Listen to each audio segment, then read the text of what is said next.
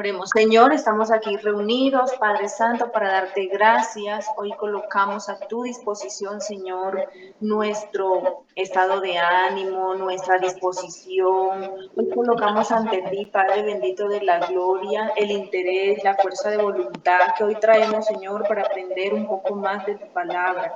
Gracias, Señor, por lo que nos estás enseñando.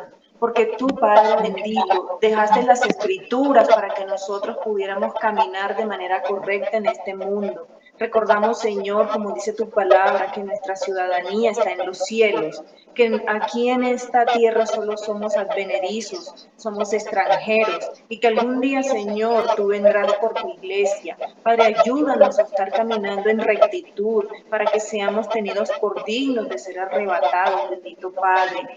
Hoy estamos aquí porque queremos conocerte más. Tu palabra dice que el mayor tesoro que podemos hacer en el cielo es el conocimiento que tengamos de ti. Que ese es el tesoro más grande que podemos tener, Señor, allá en el cielo. Y conocerte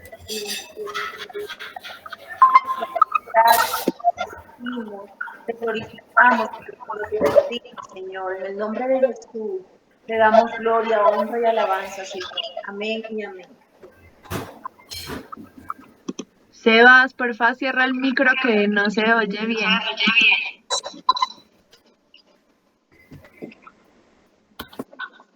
Bueno, vamos en la clase número 7. Hasta el momento, son 13 clases. Ya vamos, como quien dice, vamos en la mitad del discipulado. Hoy vamos a ver el otro sacramento. La vez pasada vimos el sacramento del bautismo. Hoy vamos a ver el sacramento de la Santa Cena. Entonces, como dijimos, Dani, ¿ya estás grabando? Hace rato. Bueno, entonces, como dijimos, los únicos sacramentos que acepta la Iglesia de nuestro Señor Jesucristo, donde estamos nosotros, solo son dos sacramentos, el del bautismo y el de la Santa Cena. Se hablan de otros sacramentos, pero eso ya diríamos que son dogmas adoptados por otras religiones, pero esas no están en la Biblia. En cambio, el bautismo y la Santa Cena sí lo están, y son bíblicos. Entonces vamos con la clase.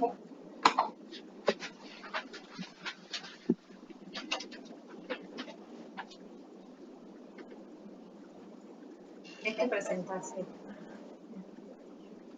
Tu pantalla.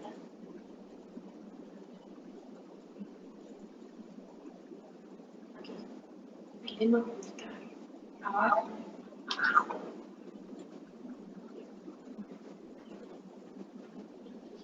¿Sí están viendo la pantalla?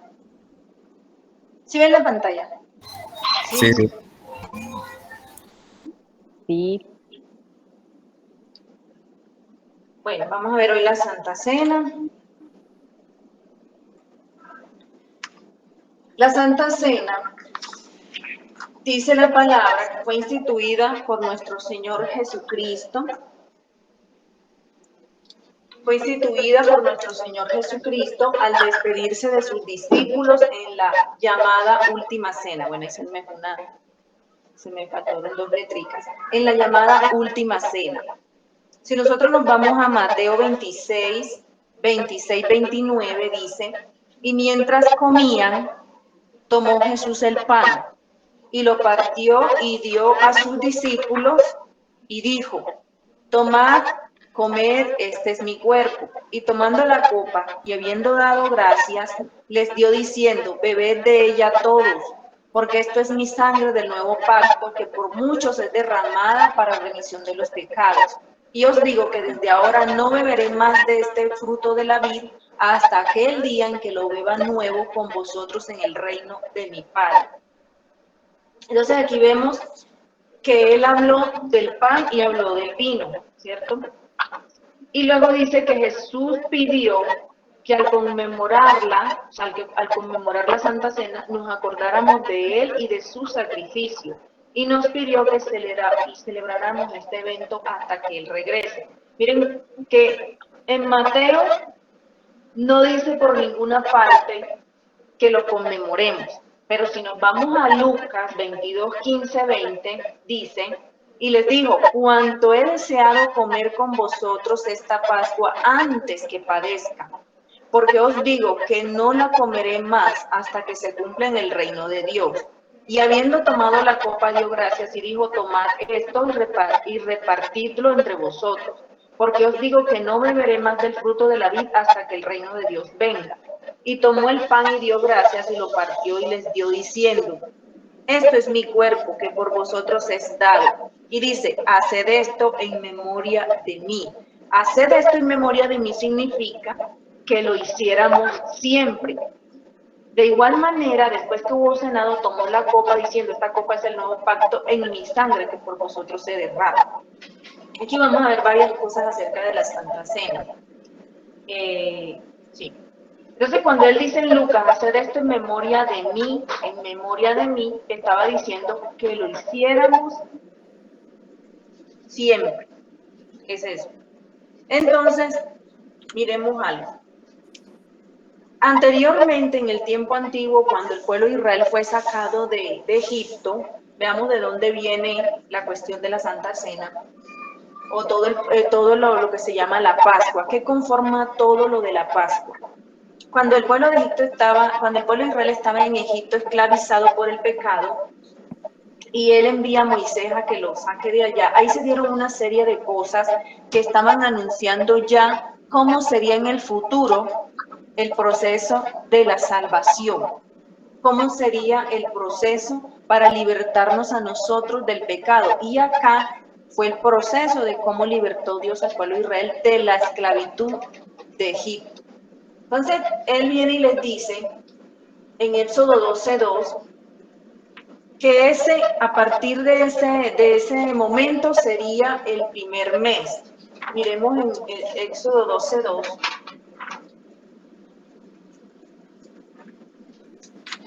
Como les dice él, y empieza la cuestión de la Pascua. Dice Éxodo 12:2. Dice, a partir de ahora, este mes será el primer mes del año para ustedes. Ese mes fue el mes en que ellos salieron de Egipto. Entonces, ese sería el primer mes del año para ellos. Luego,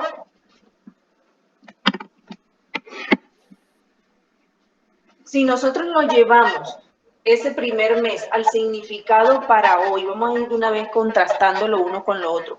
Si lo llevamos a lo que significa hoy, para lo que los israelitas en aquel tiempo era el primer mes, para nosotros es la nueva vida en Cristo, la nueva vida con nuestro Señor. Y eso está sustentado en Primera de Juan 3:9, que dice, los que han nacido en la familia de Dios no se caracterizan por practicar el pecado, porque la vida de Dios está en ellos. Así que no pueden seguir pecando porque son hijos de Dios. Entonces, cuando dice los que han nacido en la familia de Dios, o sea, cuando nosotros nacemos nuevamente de manera espiritual al recibir a Cristo en nuestras vidas. Es como si fuera un nuevo nacimiento, es como si fuera un nuevo año, nosotros iniciando, como empezando, así como empezaron ellos su primer mes. Así empezamos nosotros en nuestro Señor Jesucristo. Y en Juan 3:3 dice, Jesús le respondió, te digo la verdad, a menos que nazcas de nuevo, no puedes ver el reino de Dios. Es como empezar una nueva vida, empezar un nuevo año, hay metas, hay cosas diferentes, hay otros planes. Entonces, eso es lo que asemeja en lo que fue la Pascua en aquel tiempo con los israelitas y lo que significa hoy para nosotros cuando recibimos a nuestro Señor Jesucristo. Luego dice el segundo punto, Cordero. En Éxodo 12, el 3 y el 5 dice, anuncien a toda la comunidad de Israel que el 10º día de este mes cada familia deberá seleccionar un cordero o un cabrito para hacer un sacrificio, un animal por cada casa. ¿Qué significaba ese cordero? ¿O qué significa ese cordero en aquel tiempo para lo que es hoy? Ese cordero es nuestro Señor Jesucristo, que fue el único perfecto que guardó todos los requisitos para ser inmolado en la cruz, para ser crucificado. Si nosotros nos vamos a Isaías 53:7, ahí hace una descripción de cómo fue Jesús a la cruz, cómo le desgarraron las carnes, cómo lo golpearon, cómo lo latigaron, y él hace una descripción de todo lo que es Jesucristo. Incluso habla de que él era el único perfecto para hacer este sacrificio. ¿Por qué el único? Porque él no tenía pecado. Ninguno de nosotros hubiera podido cumplir con este sacrificio porque teníamos defecto. ¿Qué? Ser pecadores. En cambio, Jesús no lo era. Nunca cometió pecado y estuvo aquí en la tierra y nunca cayó en pecado. Entonces, él era el cordero perfecto para hacer ese sacrificio. Luego nos habla de la carne. En Éxodo 12:8 encontramos que dice: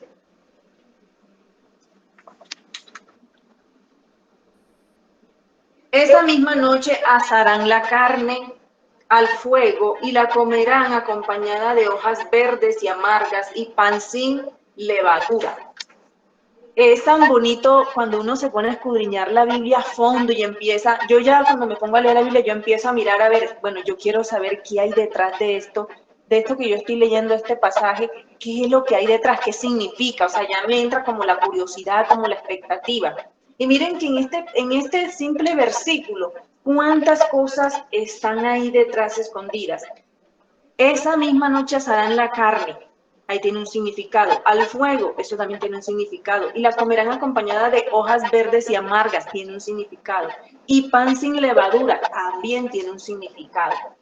Entonces, aquí vamos de una vez a desarrollar el punto 3, 4 y 5 porque nos habla de esas tres cosas: la carne, el fuego y el pan sin levadura. ¿Qué significa la carne? La palabra del Señor es lo que significa la carne cuando dice el verbo hecho carne. Si nos vamos a Juan 1:14, usted sabe que Juan 1:1 dice, y el verbo era Dios, y el verbo era con Dios. ¿A qué se refiere el verbo? A la palabra. Y dice que ese verbo fue hecho carne, o sea, cuando Jesús bajó a la tierra se hizo carne como nosotros, y como el mismo Jesús es la palabra, entonces ahí vemos cómo la carne está figurada en nuestro Señor Jesucristo cuando Él vino aquí a la tierra. El fuego, en el punto 4, el fuego representa al Espíritu Santo, la obra del Espíritu Santo en nuestras vidas. ¿Haciendo qué? Consolándonos, dándonos poder y ayudándonos también a dar fruto. Entonces, ese fuego con el que ellos asaron la carne en aquel tiempo representaba al Espíritu Santo. Y dice el pan sin levadura, el punto 5, dice que refiere a la pureza. Resulta que si nosotros nos vamos a la Biblia y leemos bien, nos damos cuenta que la levadura representa el pecado. Por eso en ese tiempo, cuando Dios les dijo, tomen el cordero, hácenlo y lo acompañan con pan sin levadura, estaba diciendo que ellos debían limpiarse. Ellos debían presentarse ante el Señor en ese momento sin pecado. Por eso el pan tenía que ser sin levadura, porque la levadura representa el pecado. Leamos un momentico Levítico 2:11. Y Levítico 2:11 dice: no uses levadura cuando prepares alguna de las ofrendas de grano que presentes al Señor, porque ni la levadura ni la miel deben ser quemadas como una ofrenda especial presentada al Señor. Entonces, ¿qué representa la levadura? Representa pecado, suciedad, contaminación. ¿Qué representa la miel? La miel representa ese dulce que nosotros queremos escuchar dentro de la palabra. Entonces, si nosotros estamos leyendo la verdad verdadera, díganlo de esta manera, si nosotros estamos en la palabra o estamos en una iglesia recibiendo sana doctrina, como dice uno, la verdad verdadera, dice que la palabra es dulce a tu paladar, o sea, tú estás sintiendo dulce esa palabra. De lógica, cuando es una palabra de exhortación a la persona, no le va a gustar mucho esa palabra, no le va a saber tan dulce, porque la están exhortando, la están redarguyendo con la palabra. Hay iglesias donde no se da una sana doctrina, sino falsa doctrina, que eso lo estamos viendo mucho en estos tiempos, con el cuento de la apostasía. Entonces, hay gente que va a las iglesias, va de iglesia en iglesia buscando escuchar un mensaje que le agrade, un mensaje que no lo redarguya, que no lo confronte. Entonces, ellos mismos le ponen el sabor o el dulce, la miel a esa palabra, buscan dónde quieren escuchar algo que quieren escuchar en una iglesia, ellos quieren que les digan lo que ellos quieren escuchar. Entonces, por lo general hoy hay mucha gente que no le gusta ser exhortado con la palabra y no han entendido que cuando la persona está al frente y está hablando y la palabra les está cayendo, no es la persona la que les está diciendo la palabra, es el mismo Dios. Entonces, aquí Dios en ese tiempo les dice que tenían que purificarse, limpiarse, presentarse ante el Señor limpios y tenían la limpieza que empezar desde la misma comida que se iban a comer y en este caso tenían que hacer el pan sin la levadura. Luego vemos en el punto 6 que dice que la sangre en las puertas de las casas. Cuando él les dice, maten el cordero, tomen la sangre y pinten los dinteles de la casa con la sangre, para cuando venga el ángel de la muerte, cuando yo pase, la casa que tenga la sangre pintada, ya yo sé que ahí no voy a entrar. Entro en las casas donde no tenga sangre pintada. Entonces, en Éxodo 12:7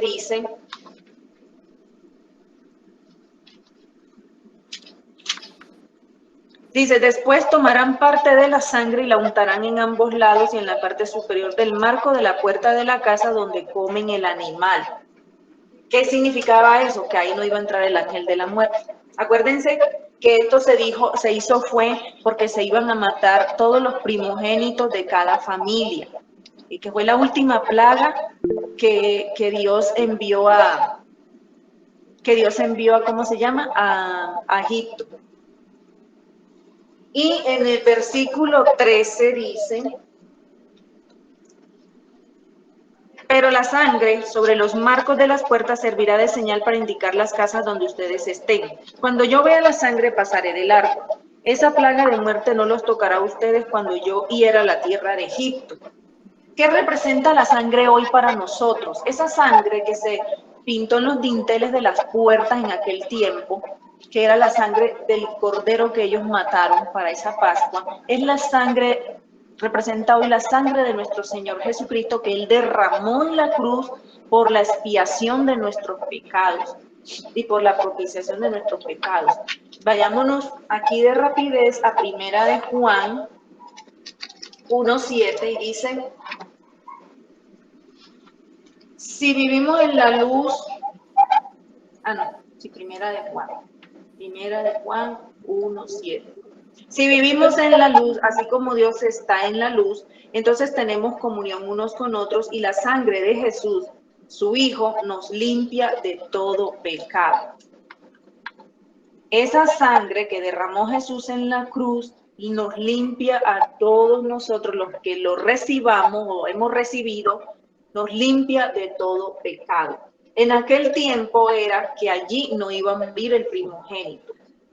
Nos vamos al punto 7 y refiere a las hierbas amargas, que también está ahí en Éxodo 12:8, cuando dice que comerán la carne al fuego, la comerán acompañada de hojas verdes y amargas. ¿Qué significa las hojas verdes y amargas? Significa el sufrimiento en medio de la esclavitud del pecado.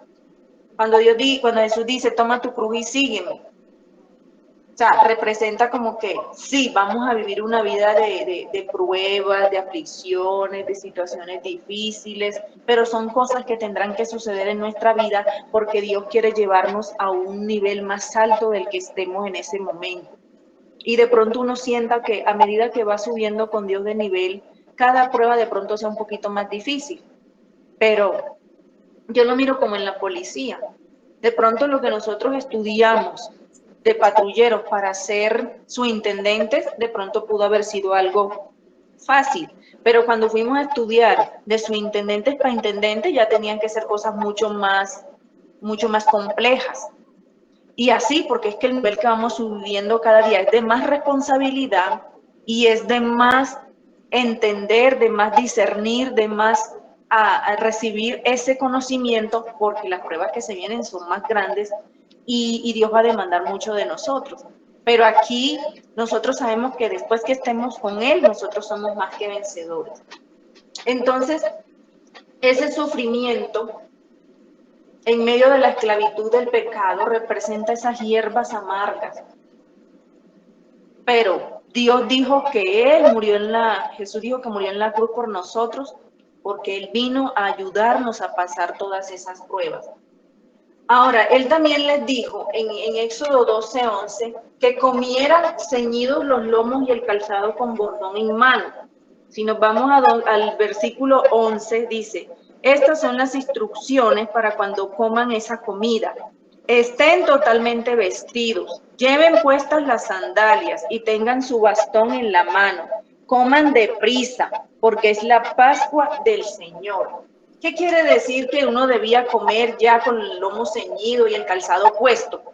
Recordemos que el lomo ceñido refiere a la verdad, ¿sí o no? La verdad del Evangelio. Acuérdense que ceñirse es, los lomos es como, haga de cuenta que usted se coloca un pantalón, una camisa y encima de eso se coloca una correa. Esa correa usted se la aprieta hasta donde usted aguanta para sostenerse el pantalón o para acoplarse la camisa con el pantalón. Entonces, cuando ustedes vean en la Biblia ceñidos los lomos, es eso, coger el cinturón y ajustárselo para que la ropa quede más acoplada al cuerpo.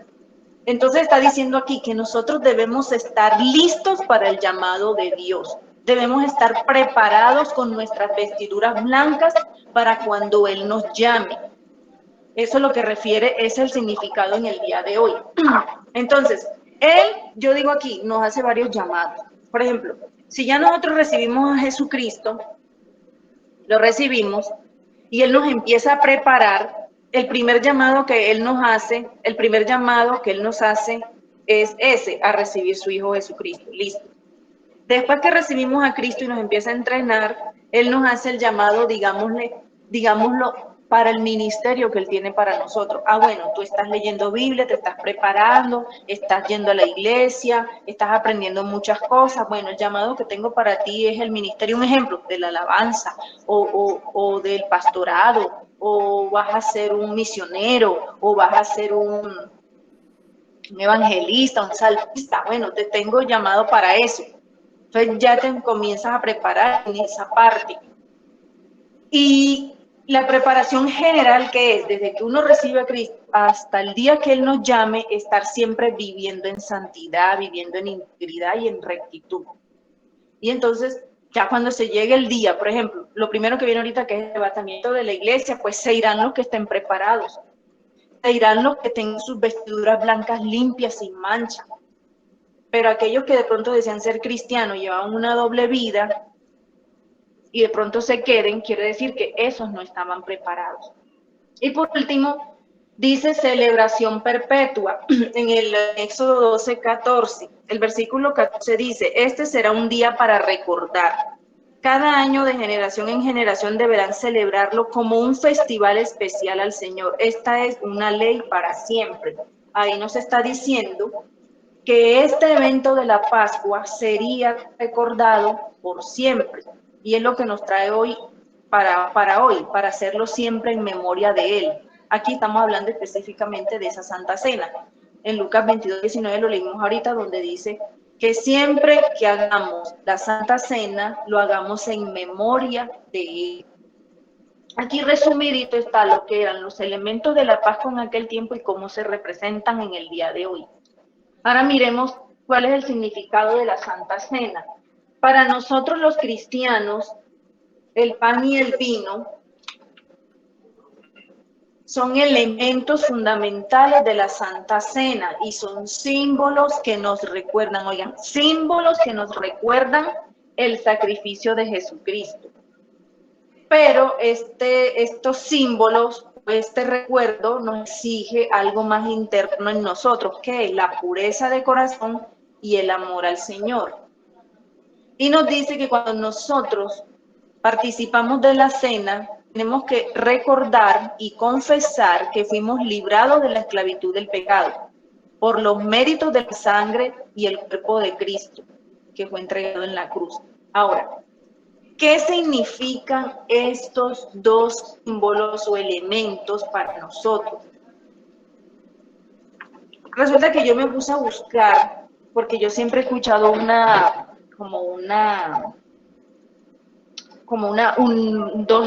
varias interpretaciones acerca del asunto de la Santa Cena.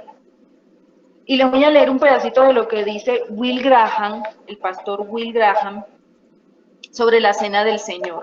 Él dice que la Cena del Señor nos testifica que tenemos remisión perfecta de todos nuestros pecados por el único sacrificio de Cristo. ¿Qué quiere decir esto? Que esta Cena del Señor nos prueba de que nosotros hemos sido perdonados, o sea, nuestros pecados han sido perdonados por ese sacrificio que hizo Cristo en la cruz y que Jesucristo lo cumplió en la cruz una sola vez. Tengan en cuenta eso, ese sacrificio lo hizo Él en la cruz una sola vez. Y también que por el Espíritu Santo estamos incorporados en Cristo, el cual no está ahora en la tierra según su naturaleza humana, sino en los cielos a la diestra de Dios su Padre, donde quiere ser adorado por nosotros. Debemos tener claro que Jesucristo no está en este momento en la tierra en carne. El que está aquí con nosotros es el Espíritu Santo. Él fue el que Jesucristo nos lo dejó cuando Él ascendió al cielo después de resucitar, para que sea el que nos guíe, el que nos ayude, el que nos enseñe, el que nos abra el entendimiento, el que esté siempre con nosotros, active nuestros dones, nos dé los dones, todo eso. Entonces Jesucristo en carne aquí no está en la tierra. Él estuvo, murió, resucitó y allá está sentado a la diestra de Dios Padre. Ahora miremos qué significa la misa que también allá dan en la Santa Cena. La misa enseña que los vivos y los muertos no tienen la remisión de los pecados por la sola pasión de Cristo, a no ser que cada día Cristo sea ofrecido por ellos por mano de los sacerdotes. Entonces, explico este pedacito. ¿Qué está diciendo? Que la persona que toma la Santa Cena, sus pecados no son perdonados solamente por lo que sufrió Cristo, sino que tiene que hacerse varias veces ese sacrificio para que siempre se perdonen esos pecados. Bueno, lo explico de esta manera. En el tiempo antiguo, cuando un animal era sacrificado para perdonar los pecados, esa sangre de ese animal solamente perdonaba los pecados de ese día, o sea, los pecados que la persona cometía ese día. Entonces, si usted pecaba al día siguiente, otra vez tenía que llevar otro animal a que lo sacrificaran y por ese día, de los pecados que cometió ese día, volviese, les perdonaba. O sea, ustedes se imaginan la fila de personas allá en el tabernáculo llevando animales todos los días porque todos los días pecaban. Entonces, eso es lo que yo entiendo que significa aquí la misa. Ya ustedes saben dónde dan la misa. Y quiere decir, por eso es que en cada misa que hacen los domingos o así la hagan entre semanas, siempre van a dar la Santa Cena, porque es como si estuvieran volviendo a sacrificar a Jesucristo. Y supuestamente con ese nuevo sacrificio vuelven y se le perdonan pecados a las personas que estén recibiendo esa Santa Cena. En cambio acá en la iglesia cristiana no es que signifique que tenemos que sacrificar a Cristo en cada cena y que cada vez que hacemos el culto hay que hacer la Santa Cena para así saber de que estamos siendo perdonados nuevamente. No. Simplemente que el pan y el vino representan que nosotros, o nos recuerda que nosotros ya fuimos librados de la esclavitud del pecado y que son simplemente símbolos que nos recuerdan ese sacrificio, pero no es que se esté sacrificando a Jesucristo nuevamente para poder ser perdonados otra vez, que eso sí es lo que significa allá en la misa. Dice también que enseña también que Cristo está corporalmente en las especias de pan y vino y por tanto ha de ser adorado en ellas. Por lo tanto, el fundamento propio de la misa no es otra cosa que una negación del único sacrificio y pasión de Cristo y una idolatría maldita, dice aquí el pastor. Entonces, si ellos enseñan que Cristo está corporalmente en las especies de pan y vino, ¿qué significa corporalmente? O sea, que el cuerpo de Cristo está en el pan y el vino, cosa que no debe ser así, porque ya dijimos, Cristo en carne ya no está aquí en la tierra. Él está sentado a la diestra del Padre, allá arriba recibiendo la adoración de nosotros, que enviamos desde aquí, desde la tierra. O sea, que eso es totalmente falso, que él corporalmente, o sea, su cuerpo esté de manera literal en el pan y en el vino. Y dice que deben ser adorados a través de ellas, o sea, del pan y del vino. Hay en teología, hay una doctrina que se llama el panteísmo. El panteísmo dice que todas las cosas son Dios. Entonces, si yo cojo un vaso, bueno, este es Dios. Si yo veo un árbol, bueno, ese árbol representa a Dios. Si yo veo un mueble, ese mueble representa a Dios. Entonces, ellos estarían entrando aquí en la doctrina del panteísmo, porque entonces estaríamos diciendo que ese pan y ese vino son Dios y no son Dios. Son un símbolo o son una representación que nos recuerda que ya fuimos liberados del pecado a través del sacrificio que Jesucristo hizo en la cruz. Yo espero haberme hecho entender. Si alguno tiene alguna duda, alguna pregunta sobre este tema en este momento.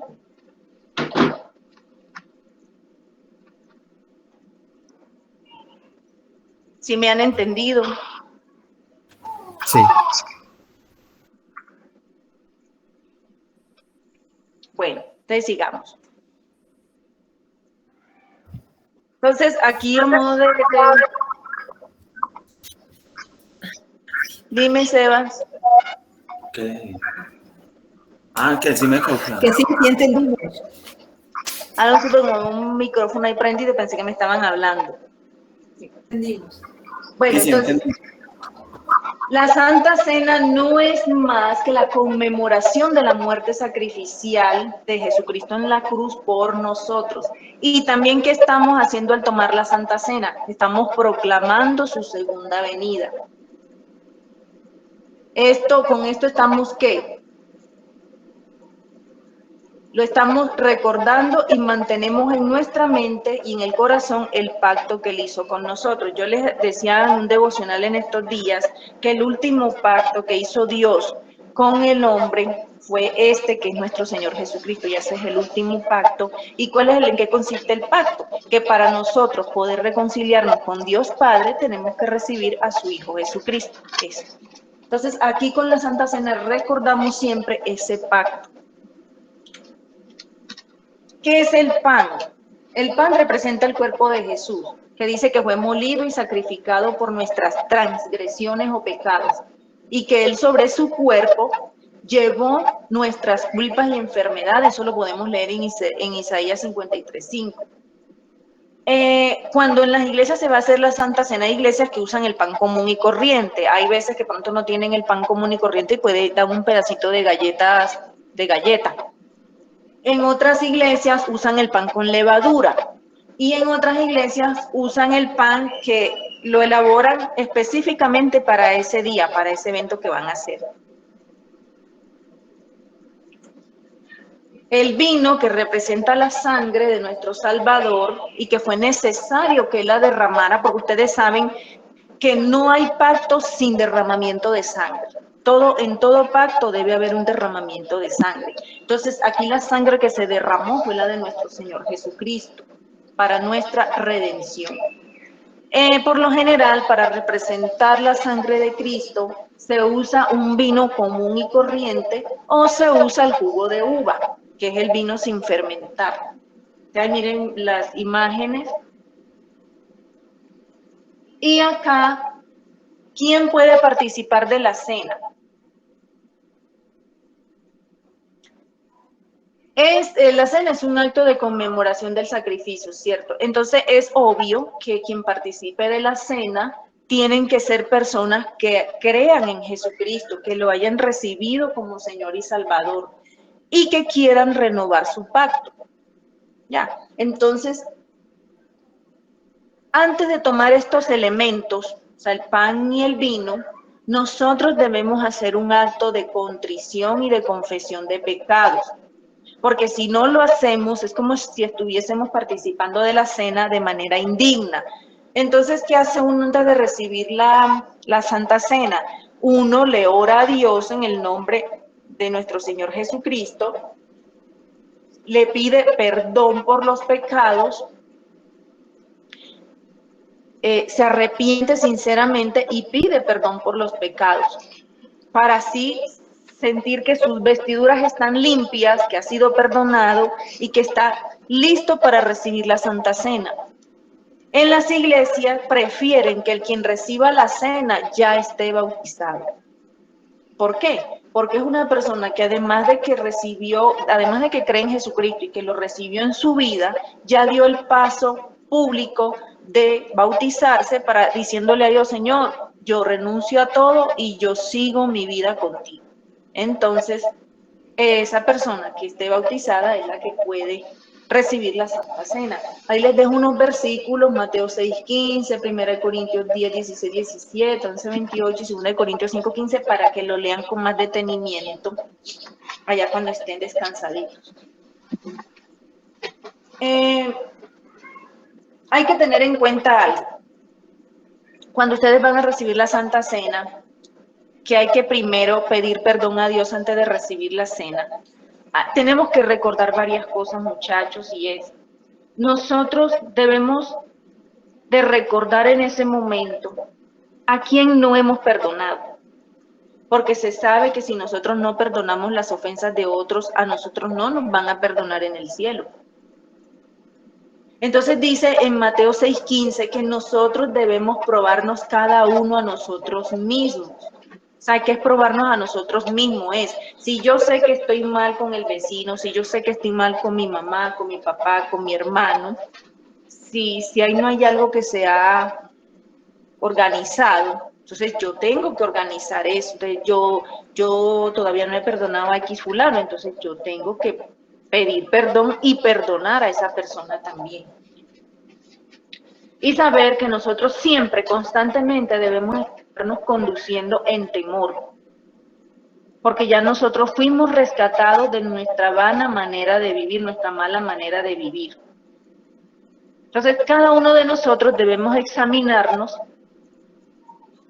a sí mismos para que nosotros seamos dignos de partir ese pan y de beber esa copa.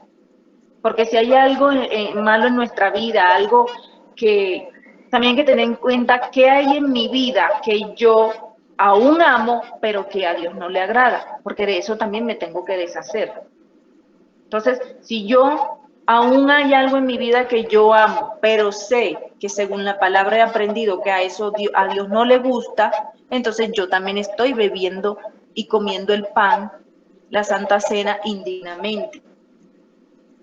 Entonces, si yo sé que ya Dios me rescató de esa esclavitud de pecado, yo no debo permanecer en la maldad porque sería condenado y pecaría contra el cuerpo de mi Señor Jesucristo si recibo esa Santa Cena. Entonces, por eso se nos manda que hagamos un examen de nosotros mismos y que tratemos en lo posible de vivir todos los días en santidad.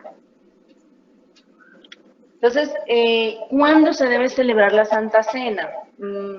Pues en la Biblia no habla de que tiene que ser cada 2 meses, un mes. No, las iglesias lo hacen de acuerdo al criterio del pastor. Hay iglesias que lo hacen una vez al mes, otras lo hacen 2 veces al mes, hay iglesias que lo hacen una vez cada semana. Entonces, ya eso queda a criterio del pastor. Y los frutos de participar nosotros en la Santa Cena son, primero, que nos vivificamos nuestra comunión con el Señor. Segundo, fortalecemos nuestra vida espiritual.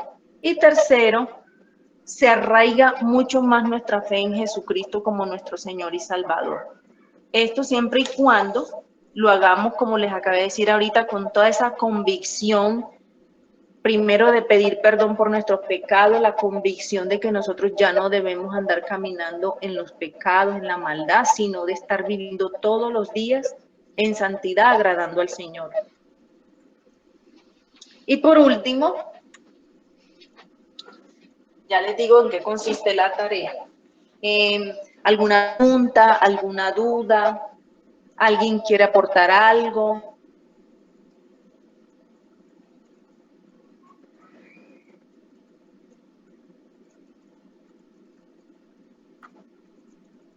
Si el tema quedó bien claro. Sí, Angélica, quedó claro. Sí, sí, me quedó claro. Bueno, esta es la tarea. Vamos a responder estas 5 preguntitas que les coloqué aquí, pero me la van a responder es con un versículo. Ejemplo, aquí les puse 2 ejemplos.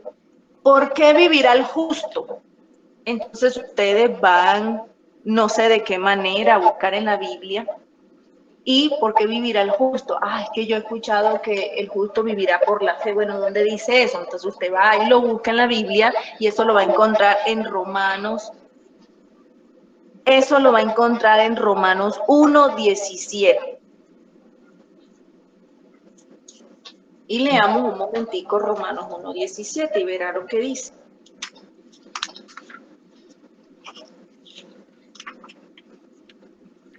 Dice, dice Romanos 1:17, esa buena noticia nos revela cómo Dios nos hace justos ante sus ojos, lo cual se logra del principio al fin por medio de la fe.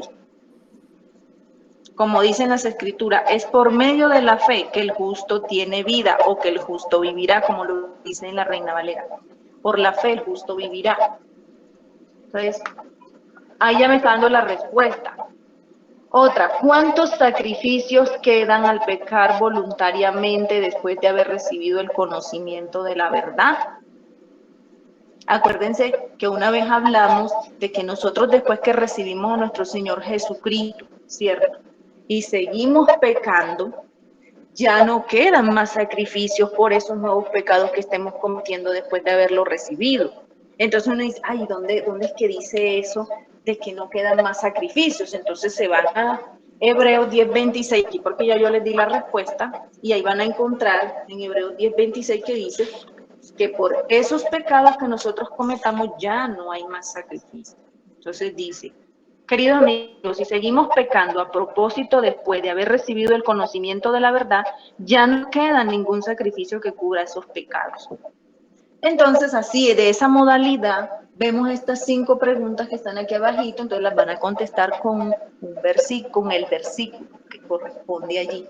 Sí, me hice entender la tarea. Sí, Angélica. Perfecto. Sí, solo coloqué 5 porque pronto es un poco difícil, es un poco, sí, más complejo. Entonces, 5 como para que no tengan eso como tan duro.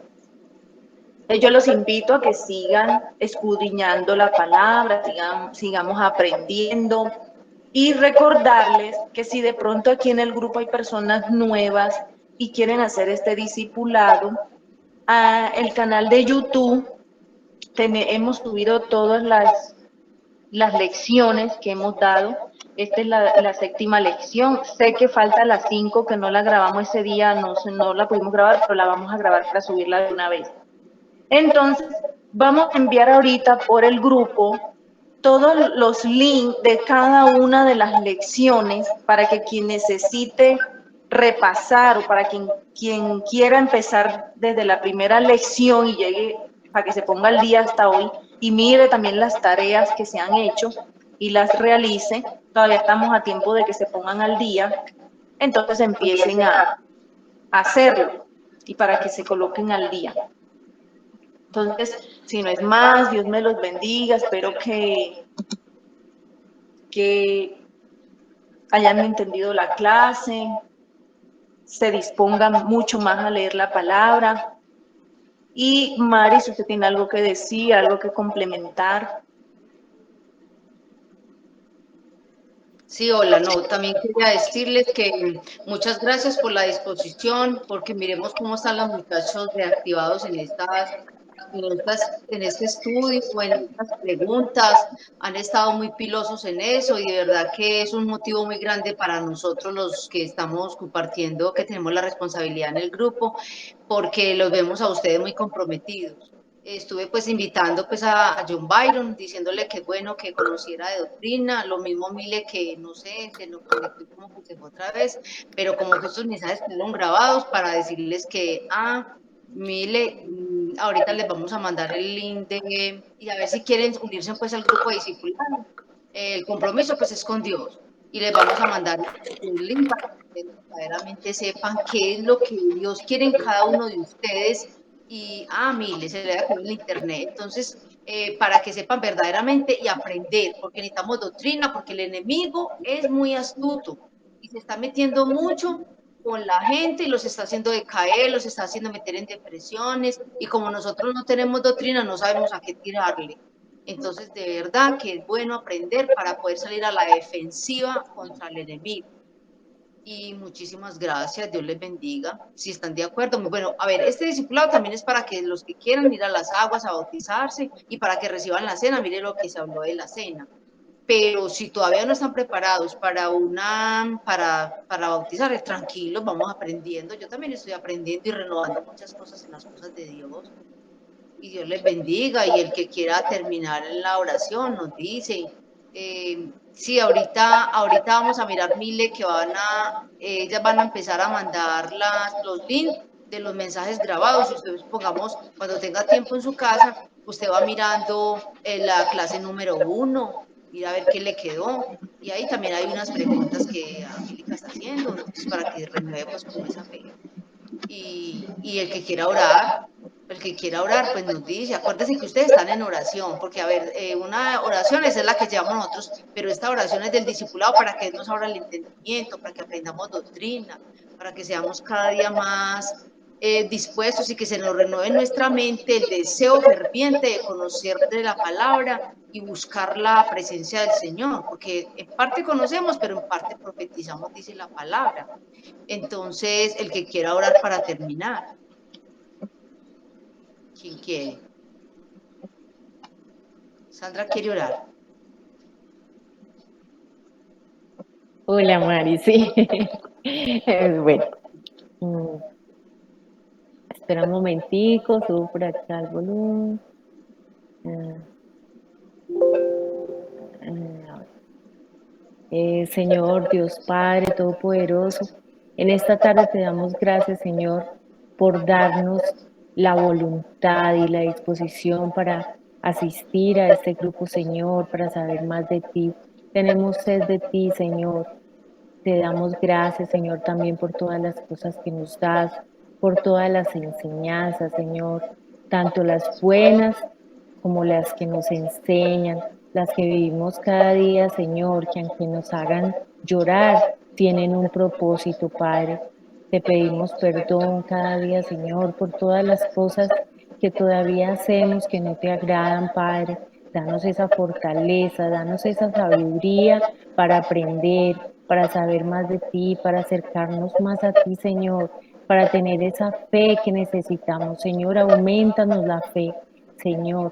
Te damos gracias también por todas estas personas, por todos estos docentes como Mari, Angélica, Dani, que cada día a través de su amor, de su fe, imparten esas enseñanzas y ese acompañamiento en tu camino, Señor. Señor Padre Celestial, hoy sabemos que tú eres todopoderoso, tú eres único, Señor, tú eres el Rey de Reyes. La gloria sea para ti, Señor. Alabado sea siempre, Señor. Aleluya, Señor. Gracias por todo, Señor. Hoy no tengo más sino que agradecerte, Padre. No quiero pedir nada más, Señor, solo gracias por cada una de las cosas que nos das cada día, Señor. Señor, que este día termine en paz, Señor, con tu gracia, con tu ayuda, con tu acompañamiento. Que en nuestras casas, Señor, la familia esté bien, Padre. que ese acompañamiento siempre sea también para nuestras familias, Señor. Tócale sus corazones, Padre. Por favor, Señor, a través de tu sangre, de la sangre preciosa de Jesucristo, cúbrenos, Señor, límpianos, purifícanos, protégenos cada día, Padre. Amén, amén. Amén. Hermosa esa Amén, oración. qué hermosa oración. Gracias, gracias a ustedes, de verdad. Muchas gracias por todo. Dios les bendiga, nos vemos el jueves si Dios quiere. Y sigamos conectados. Ya les van a mandar el link pues a las personas nuevas y Dios les bendiga. Muchas gracias por todo. Bueno, Dios les bendiga, gracias por la atención prestada y por favor sigan dispuestos con Dios, que Él es un Dios justo y muy hermoso. Gracias por la atención.